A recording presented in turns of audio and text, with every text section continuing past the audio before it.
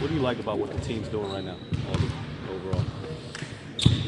I think finding ways to win different type of basketball games. I think for us to build on something, like we got to find ways to win those games. Like last night was a game that we felt we could have won. We could have won coming into that game, and we found a way to kind of win that game. And every game is different. It's been different for us, but we find a way to win basketball games. Does it help? Does it help because all the veterans as well? Does it help that so much experience on this team? Well, experience and kind of sense of urgency. At the end of the day, understanding what we're trying to do, what we're trying to accomplish, and we don't want to look back at games like that and say, "Oh, we should have won that or we could have won that." We don't want to have that.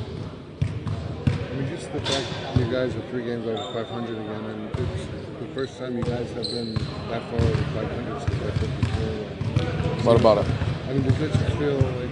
Is there? It's a good feeling. When you're winning, it's always a good feeling. When you winning multiple games and you're feeling good about winning those games and the way that we're winning, there's always a morale booster, a confidence booster, momentum. All of those things come into place. Does it feel, you guys started off pretty well last season. Does it feel different this season? Very different, very much different than last year. I think the vibe of kind of everything, the mindset of all the guys on the team is totally different than we were last year. Did Phil talk to the guys and address the? Yeah. We had a little session today. Not we, but us. Yeah. You guys not yet? No, I've seen him. We talk. Talk Huh? I mean, one at a time, man. Y'all gonna get the same answer. One at a time. Yeah, we had a conversation this morning. We had a conversation and we talked, and he said his piece and I said my piece, and 2 men spoke. Did it feel like made amends is the right way to say it? It's not really any amends to make because from my standpoint, it wasn't. I mean, there's no problems, there's no issues, and he said what he had to say. I won't go into details about that, but I don't want to tell y'all what he said. I'm pretty sure y'all find out eventually. In his next book. It happens, but it was a good conversation. It was good for me to get in front of him and kind of hear his perspective on what happened and how it all went down. So. Did he come up to you in the hotel? No, we was here, USC. Oh, he was here. Yeah. But did he approach you and say let's talk? Yeah. Did that feel good that you wanted to just? Well, I mean, like I said, it was behind me. Like I wasn't letting it linger. It wasn't anything that was affecting me. It was just something that if I got an opportunity to speak to him, I was going to tell him kind of how I felt about what happened and what was said. If anything was misinterpreted, and, he spoke his piece. And you like what you heard, or? Yeah, because it wasn't really.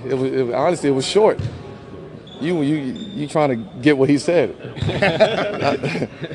your feeling a little bit though, like with the LeBron kind of like, why are we saying these things? Yeah, I mean that was my question. It was just why, regardless of what was the context of the interview or conversation, just why, regardless of what you said, it was why every time my name come up, you know what I'm saying, regardless of what we were doing, but he explained that, so for me it's been behind me since 2 days ago, so at this point it ain't no need for me to keep harping on the same situation. In the league, right? Like, I mean, this is kind of standard operating procedure. Like I covered him in LA, right? So Yeah, I mean, okay. that was a constant discussion through the media, right? Like, in some ways, it's almost not surprising. Like, it's not. Honestly, it's not. It's not surprising. To me, it's not surprising. I think you get to a point in life where it's just like, okay, it's water off your back, and you try not to read into things too much. And I think this was one of those situations, and he got to be careful with the choice of words that he used, and he understands that. He know that. do you ever tell Kobe about that? Like, 'cause I mean, me and Kobe have countless conversations about that, like countless. you got used to it after a while. Right? That's why I said after a while it's like water off your. I've learned from the guys that came before me. What was his advice to you, or like what Kobe told you to do? Keep on going, like keep your head up and move. It ain't. Don't read into it too much. And I think for me that's something that I've learned kind of over the years. Is just, especially with Phil, is just he's going to talk. Nobody can stop that. So try not to read into it too much. Like, you're not the first, you won't be the last. I damn sure won't.